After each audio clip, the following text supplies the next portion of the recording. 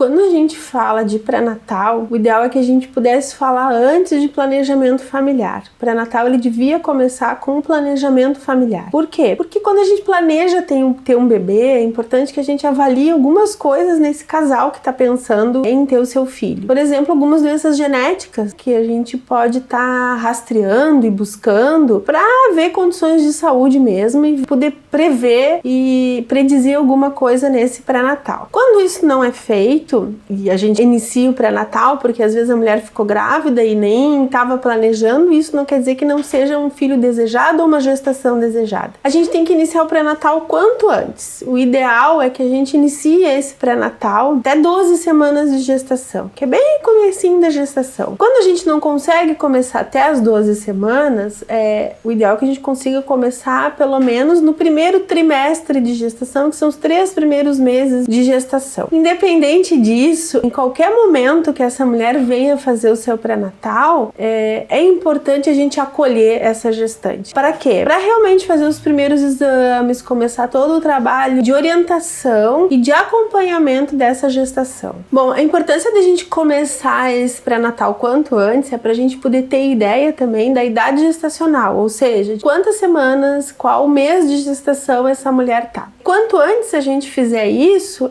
mais correto a gente vai ter a idade gestacional que é calculada pelo ultrassom. Se eu fizer um ultrassom até 12 semanas, eu tenho a chance de estar acertando muito mais do que se eu fizer um ultrassom para fazer a datação, que a gente chama, ou prever a data provável de parto, do que se eu fizer um ultrassom tardio ou após as 12 semanas. Mas também esse não é a única forma de eu calcular a data provável do parto. A data provável do parto a gente também pode calcular pela data da última menstruação, que é um método tão eficaz e eficiente quanto a data provável do parto calculada pelo ultrassom. E a gente também não pode pensar que o ultrassom serve para tudo. Às vezes as mulheres querem fazer ultrassom todo mês, e a gente sabe que ele é um exame altamente específico, mas que ele é um exame também que pode dar muito falso positivo. Então, a gente tem alguns exames de ultrassom que são específicos e que esse sim a gente deveria estar fazendo, mas a quantidade enorme de exames que a gente vê hoje por aí, às vezes mais atrapalha do que ajuda. Um outro exame de ultrassom importante é o exame em torno de 24 semanas, de 20 a 24 semanas, que é o exame morfológico, que a gente vai ver então como tá esse bebê dentro do útero. Seria um exame pra gente avaliar a condição física desse bebê. Fora isso, a gente não tem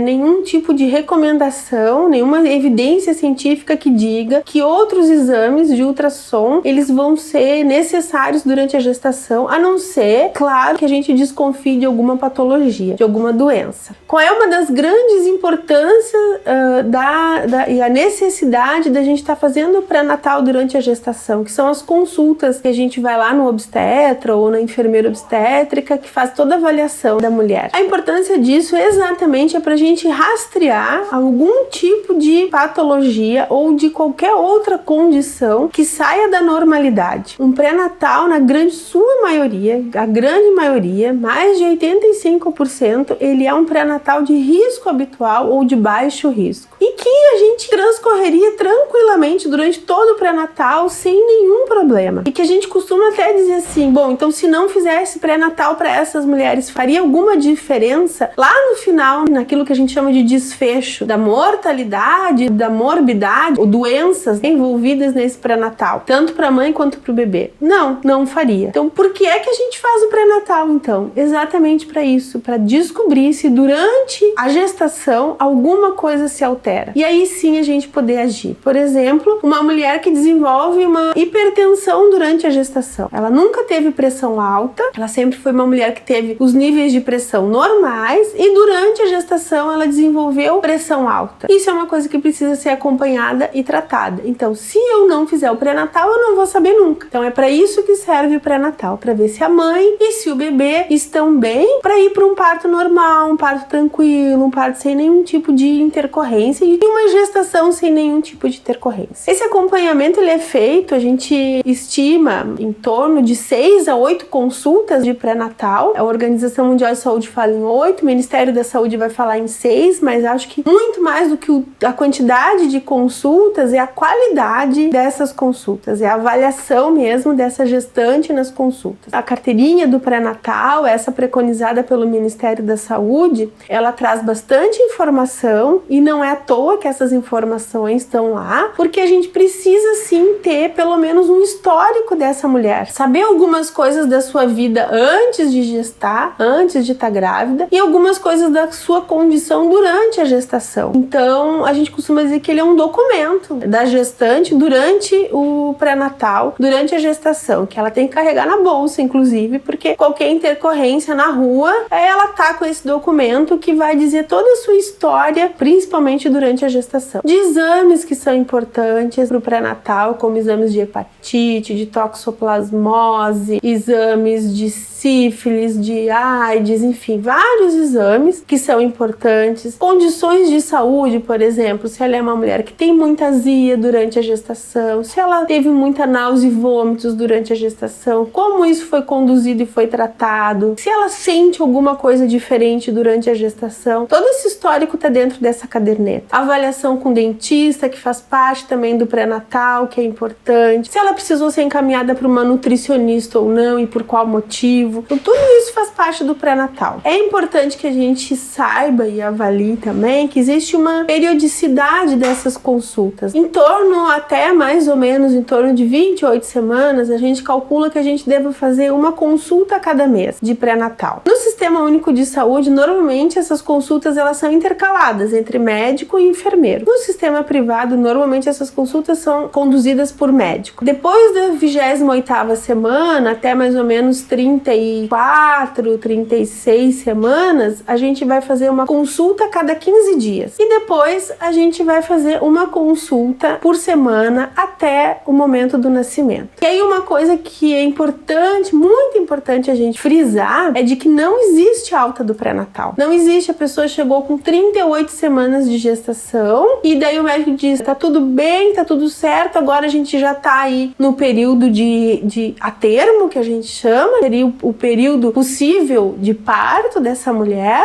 e aí dá alta do pré-natal, não precisa mais fazer nenhuma consulta, não existe. A alta do pré-natal se dá no momento do parto, que pode ser com 37, 38, 39, 40, 41, 42 semanas. Então, se o neném nasceu de 40 semanas, até lá vai ter acompanhamento dessa gestante no pré-natal. Se nasceu com 42, vai ter acompanhamento dessa gestante no pré-natal. Claro que algumas condutas e algumas questões vão precisar ser avaliadas nesse pré-natal, por exemplo, que passou das 40 semanas. Isso quer dizer risco? Não necessariamente. Isso quer dizer que essa pessoa precisa ser acompanhada, essa gestante precisa ser acompanhada. E isso é importante dizer, que não existe a alta do pré-natal.